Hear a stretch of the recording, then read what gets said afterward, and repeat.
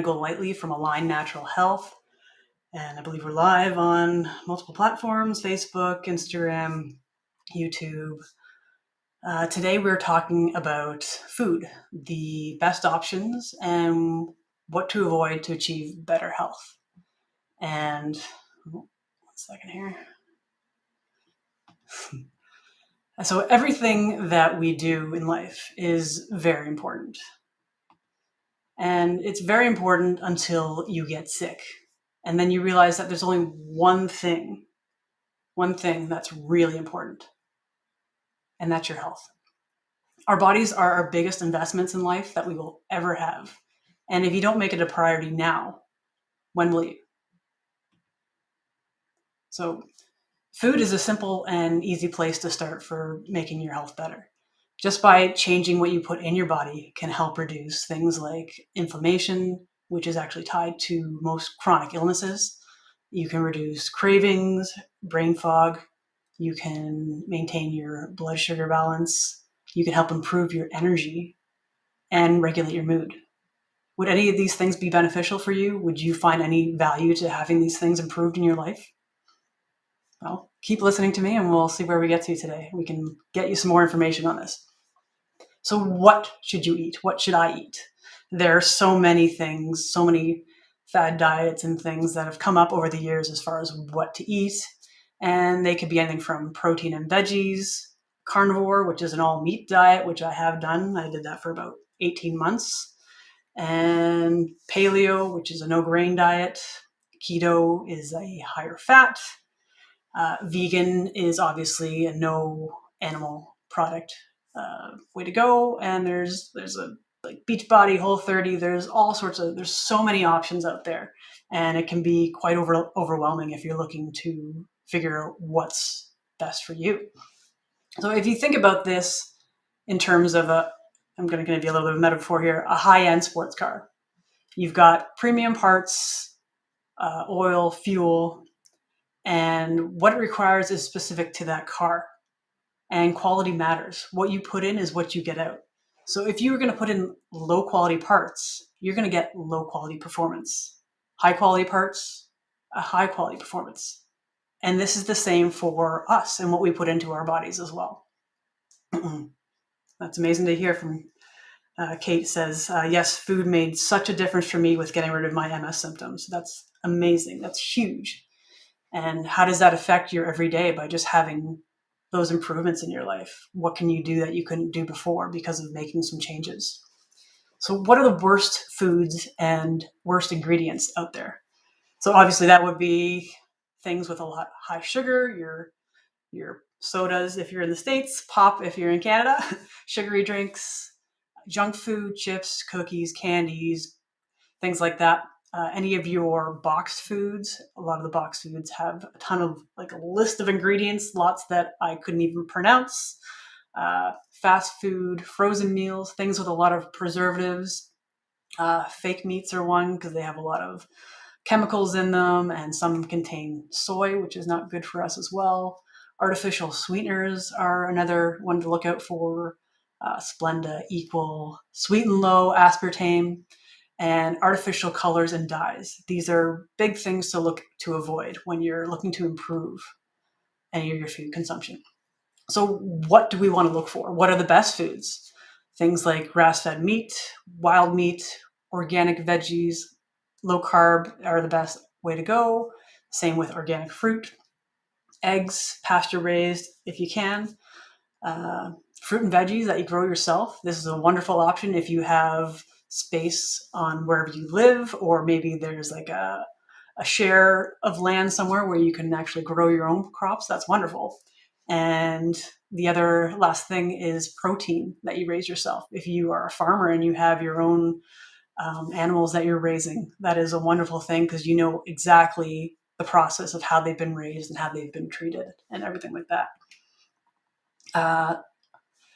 And when it comes to some foods, some people will have sensitivities. So why can people have sensitivities? What are some of the root causes to this? And some of you may be surprised to hear this, and it can stem from vaccines. They can contain peanuts, dairy, eggs, aborted fetal tissues, glyphosate, and formaldehyde. And this can cause the same thing as leaky gut. Leaky gut is basically a hole in your gut lining, and that allows food particles and toxins to get into the bloodstream. And that can cause things like gastrointestinal issues. It can cause bloating, abdominal pain, inflammation, joint pain, brain fog, allergies, and food sensitivities, which I just mentioned. So gut issues can be the result of even using antibiotics. I'm sure you know someone in your life who's been on round after round of antibiotics for whatever issue. And antibiotics kill good and bad bacteria. And that compromises our gut and our immune system. One round of antibiotics actually wipes out all the bacteria and takes 7 years to rebuild. 7 years. That is a long time. And leaky gut can lead to things like SIBO, which is small intestinal bowel. I'm going to mess that up now. I'm forgetting, having a blank. Intestinal issues, anyway, mental health related issues. And these are good reasons to see why changing up what we put in our body can help make a difference. Glyphosate is a poisonous chemical that is found in Roundup. It is used by farmers and sprayed on all of our crops, and a sensitivity to wheat and gluten may actually be an issue with glyphosate and not the wheat or gluten. If you have ever been to Europe or have had pasta from Italy, the standards over there are way different. So if you eat something pasta related here versus there, you might find the stuff from Europe is actually, you're okay with it. And it's because they have different standards and they're not using these products on their crops. The glyphosate can be used on golf courses. It's used by lawn maintenance people, and it's also been used on soccer fields. So these are things to consider, that it's being absorbed into our system and causing all these health issues. And I don't know if anyone's heard of Dr. Stephanie Seneff, but she is an MIT professor, and she has a lot of great information on glyphosate and its negative effects on our health. So I would definitely check her out and find out more information if you're interested. So what are the foods that most people do well on? Basically, you keep it simple. Protein, grass-fed, and wild is preferred if you can. If not, do the best you can with it. Veggies, low carb and organic. Low carb and organic for also fruit is because there's a dirty dozen list if you go on EWG, the environmental working group.org, and they have a list, I believe it's a 12 item list, where it tells which veggies and fruit are the worst offenders. And a lot of the times it's because they are so porous that they absorb all the toxins and chemicals. So this is a reason why you want to stick with organic products. So how do we fix food sensitivities? We have products that we use for our clients that include enzymes, probiotics, the reduction of farming pollutions, like stop using Roundup and glyphosate commercially, residentially. So if you're using these products at home, consider a more natural option or just pulling your weeds. And that depends on what you consider a weed. That might be a whole other topic, but eat real food. Eat real food. Go, again, I think I mentioned this on another live. If you're walking the circumference of your grocery store, stick to whole foods. Usually that would be a one-word item like beef, broccoli, carrots, stuff like that. And education around vaccines and their negative effects is something else, but that is also another live to get to.